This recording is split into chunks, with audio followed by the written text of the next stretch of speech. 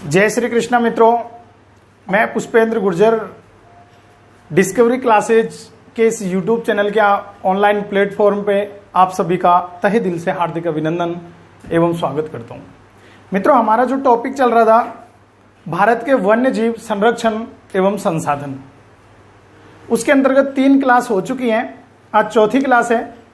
काफी कुछ संख्या में मैं आपको बता चुका हूं और उसके नेक्स्ट में अभी आपको बताऊंगा। तो सबसे पहले आप हेडिंग लिखोगे भारत के वन्य जीव संसाधन एवं संरक्षण। तो आप हेडिंग लिखिए मित्रों, भारत के वन्य जीव संरक्षण एवं संसाधन।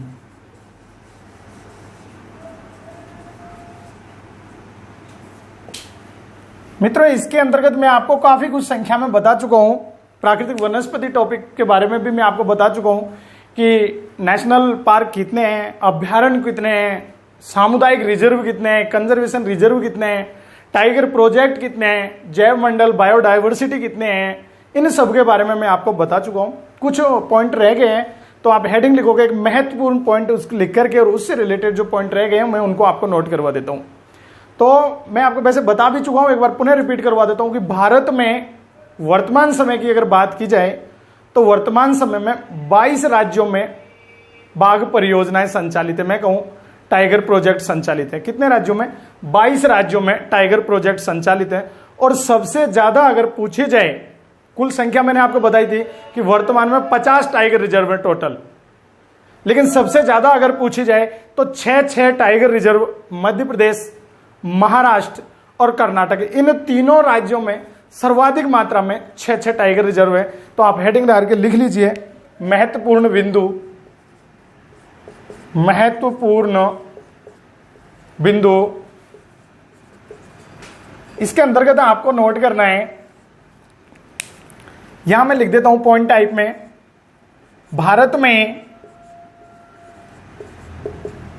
वर्तमान में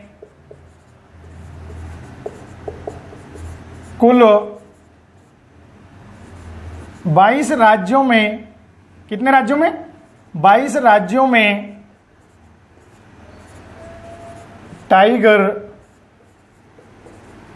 प्रोजेक्ट स्थित हैं। कितने राज्यों में? तो टोटल 22 राज्यों में टाइगर प्रोजेक्ट स्थित है।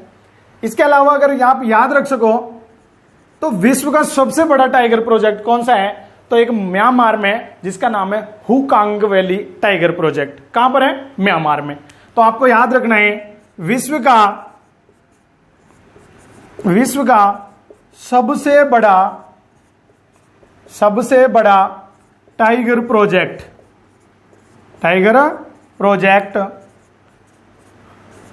तो टाइगर प्रोजेक्ट कौन सा है मित्रों? तो हुकांग वैली। और ये हुकांग वैली टाइगर प्रोजेक्ट है कहां पर? तो म्यांमार में है। विश्व का सबसे बड़ा टाइगर प्रोजेक्ट है हुकांग वैली, म्यांमार में। इसके अलावा मैं पिछली क्लास में आपको बता चुका हूं कि भारत का सबसे बड़ा अगर पूछा जाए तो भारत का सबसे बड़ा है नागार्जुन श्रीशैलम टाइगर रिजर्व, नीलम संजीव रेड्डी श्रीशैलम टाइगर रिजर्व, तेलंगाना और आंध्र प्रदेश में स्थित है। अगर सबसे छोटा पूछा जाए भारत का तो सबसे छोटा टाइगर रिजर्व है बोर टाइगर रिजर्व, महाराष्ट्र में। यह आपको मैं बता चुका हूं। इसके अलावा आपको याद रखना है मित्रों, वर्तमान में टोटल याद रह जाएगा कितने राज्यों में टाइगर परियोजना संचालित है? 22 राज्यों में टाइगर परियोजना संचालित है। विश्व में सबसे बड़ा अगर टाइगर प्रोजेक्ट है तो वो हुकांग वैली, म्यांमार में। इसके अलावा याद रखना है मित्रों, भारत में सर्वाधिक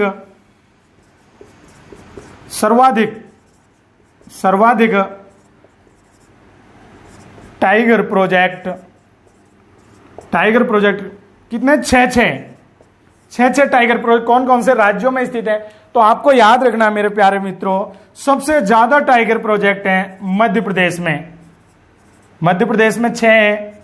इसके अलावा मध्य प्रदेश के अलावा महाराष्ट्र में भी 6 टाइगर प्रोजेक्ट हैं। कितने?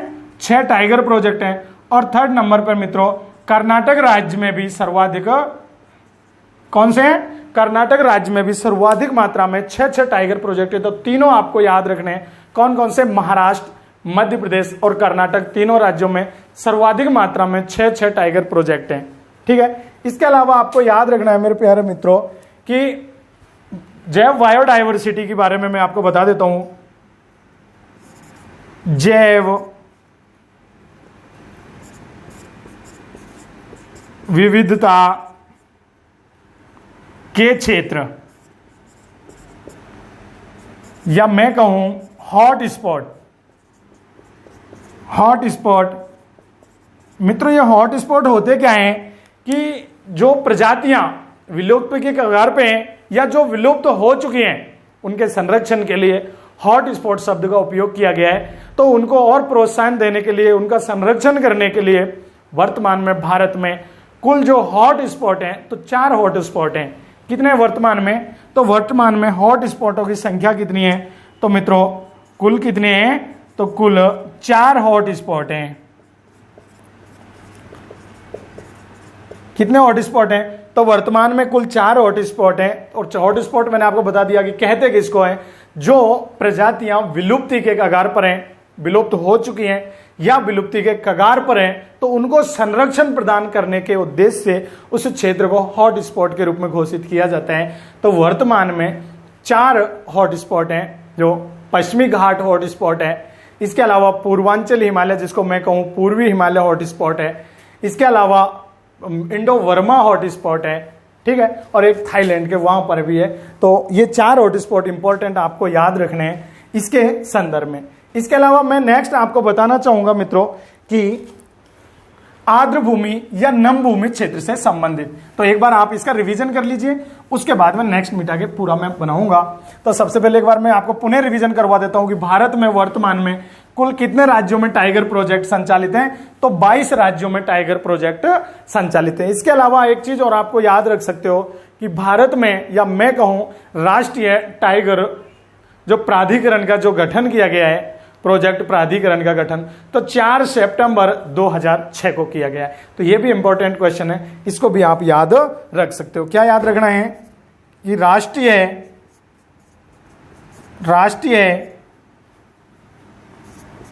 टाइगर प्रोजेक्ट प्राधिकरण का गठन, किसका? प्राधिकरण का गठन कब किया गया? तो आपको याद रखना मित्रों 4 सितंबर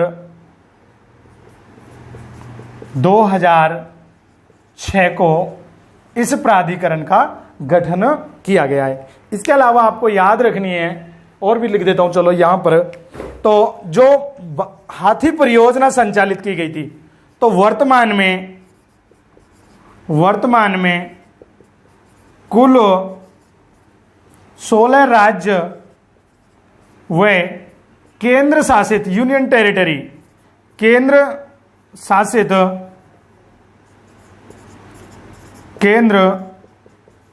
शासित राज्यों में हाथी परियोजनाएं संचालित हैं। कौन सी परियोजना? हाथी परियोजना संचालित है। कितने राज्यों में? तो वर्तमान में 16 राज्य और केंद्र शासित प्रदेशों में हाथी परियोजना संचालित है। और आपको याद रखना है कि जो हाथी परियोजना का जो संचालन प्रारंभ किया गया, तो वर्तमान में, या मैं कहूं हाथी परियोजना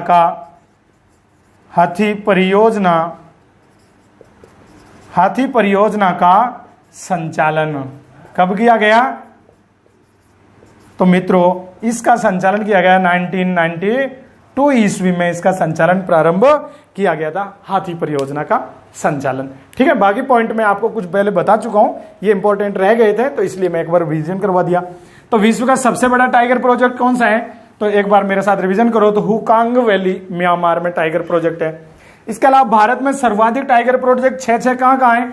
मध्य प्रदेश और महाराष्ट्र, कर्नाटक, तीनों में कितने कितने टाइगर प्रोजेक्ट है? 6 टाइगर प्रोजेक्ट हैं। इसके अलावा आपको याद रखना है जैव विविधता क्षेत्र, या मैं कहूं बायोडाइवर्सिटी क्षेत्र या हॉट स्पॉट क्षेत्र, तो भारत में कुल कितने हॉट स्पॉट हैं? 4 हॉट स्पॉट क्षेत्र हैं।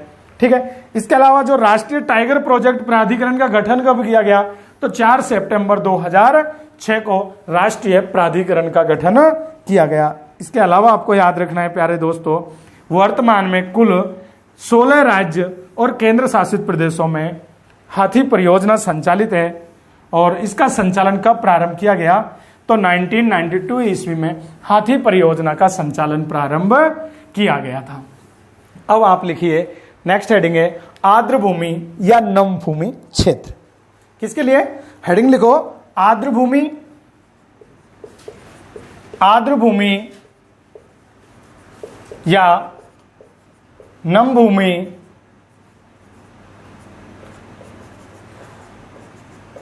या आप लिख सकते हो वेटलैंड क्षेत्र। मित्रों, जो आर्द्र भूमि कॉन्सेप्ट है, यह आर्द्र भूमि कॉन्सेप्ट 2 फरवरी 1971 ईस्वी में, कब हो? 2 फरवरी 1970 ईस्वी में एक माजंदरान क्षेत्र है ईरान में, वहां पर एक सम्मेलन का आयोजन किया गया था। कब किया गया था मित्रों? तो आपको याद रखना है आर्द्र भूमि या नम भूमि क्षेत्र के लिए 2 फरवरी 1971 ईस्वी में एक सम्मेलन का आयोजन किया गया। और यह कहां पर किया गया? तो माजंदरान, और माजंदरान जगह है, यह कहां पर है मित्रों? तो ईरान में। इस माजंदरान ईरान में एक सम्मेलन का आयोजन किया गया। किसको लेकर के? आर्द्र भूमि या नम भूमि क्षेत्र को लेकर के। इस 2 फरवरी 1971 ईस्वी को जो सम्मेलन आयोजित किया गया और इसमें इस माजंदरान क्षेत्र में किया गया, तो इसलिए इसको अपन नम भूमि या आर्द्र भूमि के नाम से जाना जाता है। और मित्रों, इस जो संधि हुई थी ये 2 फरवरी 1971 को, इसको लागू कब किया गया? तो 21 दिसंबर 1975 ईस्वी को इसे लागू किया गया। तो 21 दिसंबर 1975 को लागू किया गया और भारत ईरान संधि पर भारत ने समझौता या मैं कहूं हस्ताक्षर करता देश कब बना? तो मित्रों, भारत ने 1982 ईस्वी को इस पर हस्ताक्षर करता देश बना या हस्ताक्षर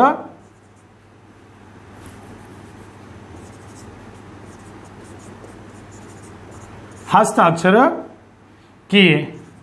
तो याद रह जाएगा, भारत ने हस्ताक्षर कब किए? 1982 ईस्वी को भारत ने हस्ताक्षर किए। यह संधि लागू कब हुई? तो 21 दिसंबर 1975 को लागू हुई। इसके अलावा याद रखना है मित्रों कि विश्व में लगभग 196 देश वर्तमान में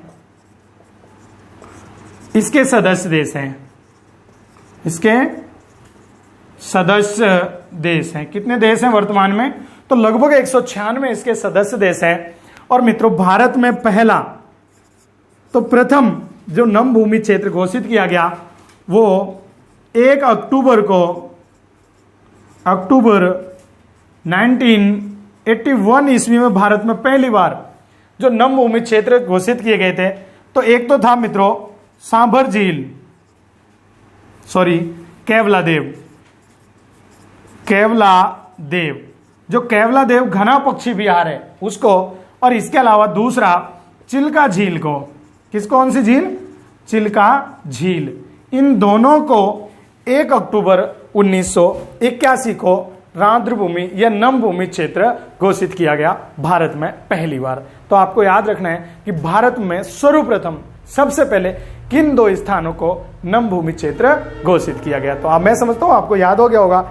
1 अक्टूबर 1981 को किसको?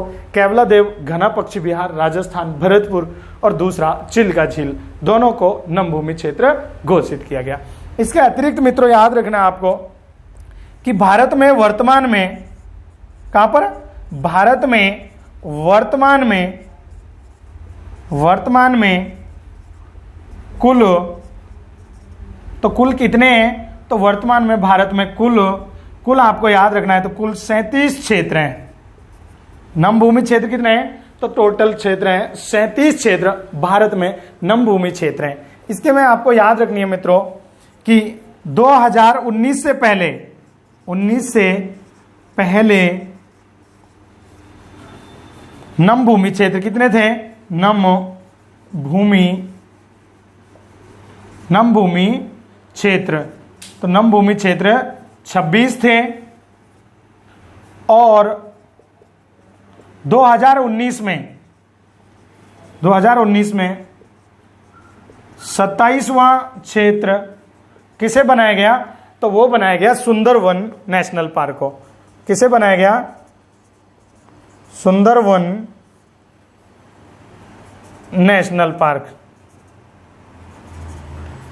पार्क। और सुंदरवन नेशनल पार्क कहाँ है मित्रों?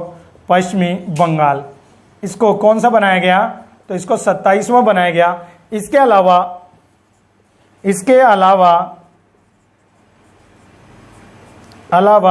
2020 में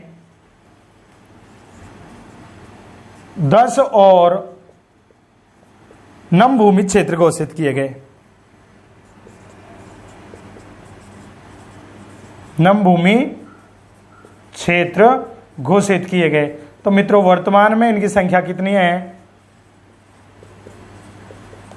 तो वर्तमान में आपको याद रखना है कि वर्तमान में नम भूमि क्षेत्रों की संख्या कितनी हो गई है?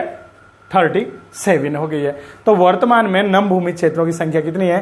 37 है। इसके अलावा आपको याद रखना है, तो याद आप रख सकते हो मेरे प्यारे दोस्तों, कि भारत राजस्थान में, कहां पर? राजस्थान में कुल 2 आर्द्र भूमि क्षेत्र हैं। आर्द्र भूमि क्षेत्र हैं। कौन कौन से हैं? तो एक तो 1 अक्टूबर को पहले बनाए दिया, सबसे पहले अक्टूबर 1981 को कौन सा? केवलादेव। और दूसरा 23 मार्च 1990 को कौन सा बनाया? सांभर झील को बनाया गया, सांभर झील। तो आपको ये वर्तमान में याद रखना है। अगर पूछ लिया जाए कि वर्तमान में राजस्थान में कुल कितने नम भूमि क्षेत्र या आर्द्र भूमि क्षेत्र हैं, तो प्यारे दोस्तों आपको याद रखना है कि वर्तमान में राजस्थान में 2 हैं, एक केवलादेव और दूसरा सांभर झील। केवलादेव को 1 अक्टूबर 1981 को बनाया गया, जबकि सांभर झील को कब बनाया गया? तो 23 मार्च 1990 को आर्द्र भूमि नम भूमि क्षेत्र घोषित किया गया। तो ये कॉन्सेप्ट था आर्द्र भूमि या नम भूमि क्षेत्र से संबंधित। तो मैं समझता हूं ये कॉन्सेप्ट भी आपकी समझ में आ चुका होगा, पूर्ण रूप से क्लियर हो गया होगा।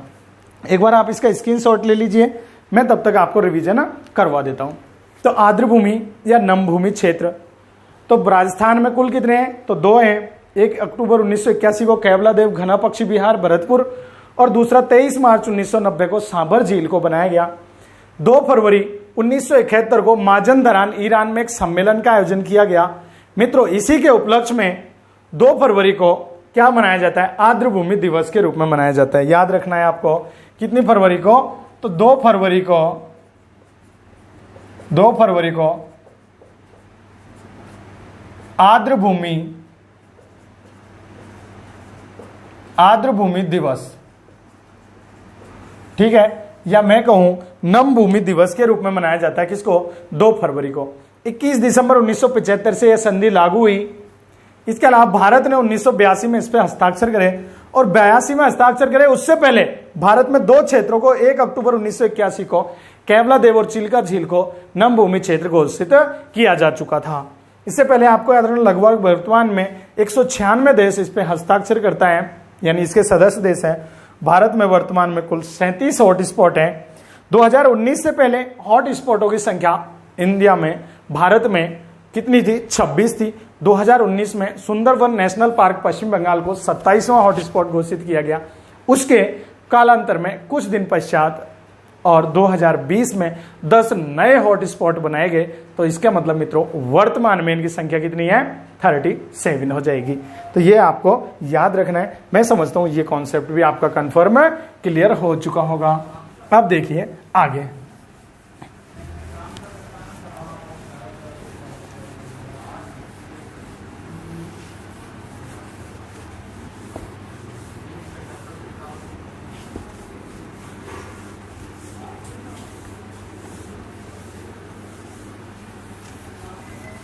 इसके अलावा नेक्स्ट याद रखना है मित्रों, 2010 में, कब हो? 2010 में राजस्थान में जंतर मंतर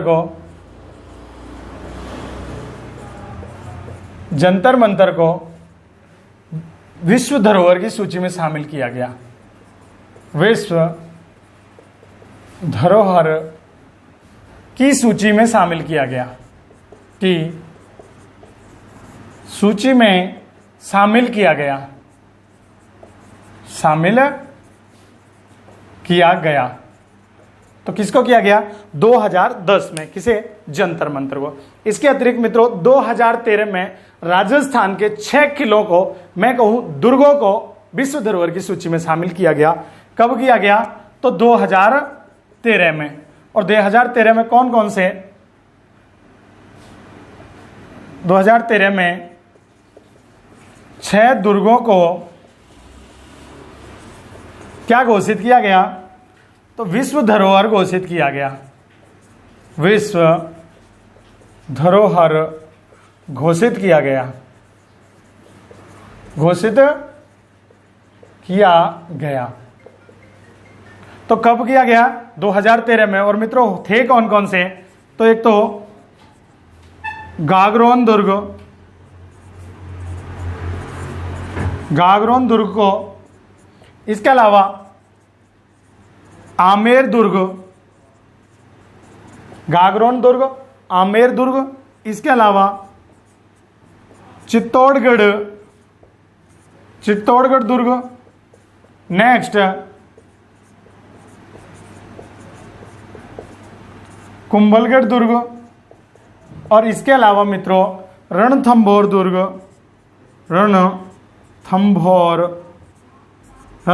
दुर्ग, इसके अतिरिक्त जैसलमेर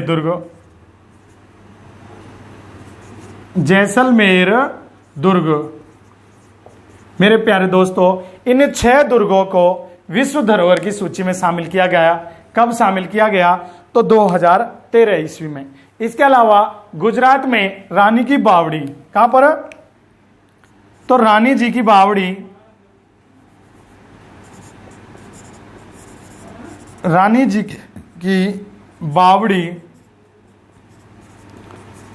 की बावड़ी गुजरात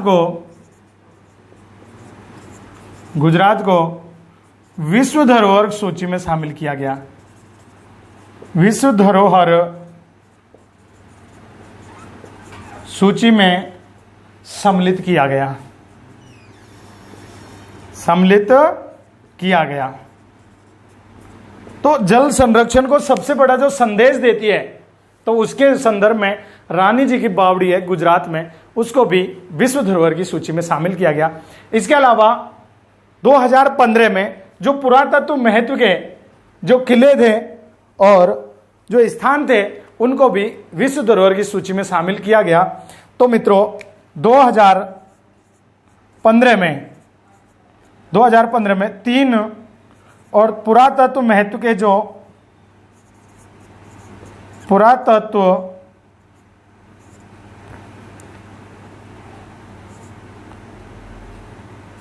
पुरातत्व महत्व के दुर्ग व स्थानों को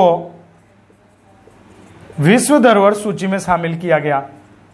विश्व धरोहर सूची में शामिल किया गया। तो कौन कौन से थे मित्रों? एक तो था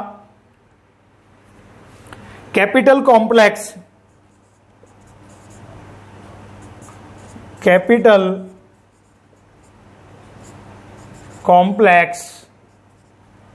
कैपिटल कॉम्प्लेक्स था चंडीगढ़। इसके अलावा दूसरा था Nalanda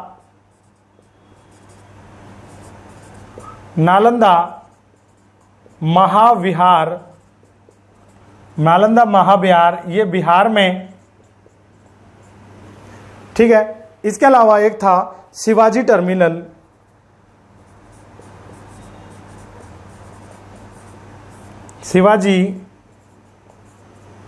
terminal Maharashtra.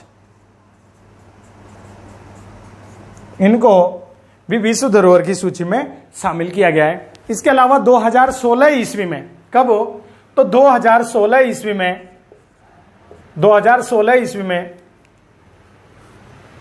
Tiger safari white, या मैं ये लिख देता हूं, टाइगर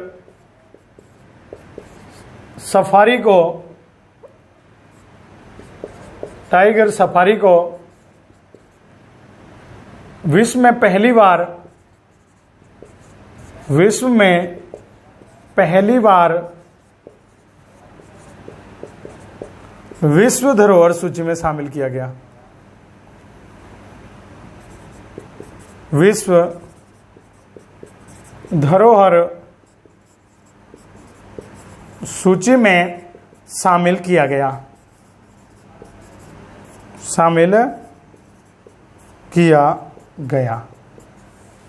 तो टाइगर सफारी को 2016 में विश्व धरोहर सूची में शामिल किया गया। तो ये टॉपिक था मित्रों आपका वन्य जीव संरक्षण एवं संसाधन। ये टॉपिक यहाँ पे समाप्त होता है। मैं समझता हूँ ये आपको बहुत अच्छे से समझ में आ चुका होगा, और अभी तक आपने हमारी वीडियो को अगर सब्सक्राइब नहीं किया है, लाइक नहीं किया है, तो प्लीज़ आप हमारे चैनल को सब्सक्राइब कीजिए, वीडियो को लाइक कीजिए। इसके अलावा आप अपने फ्रेंड सर्किल में इसको शेयर कीजिए, ताकि आपको फ्रेंडों को भी या आपकी जो मित्र मंडली है उन सबको इसका लाभ मिल सके।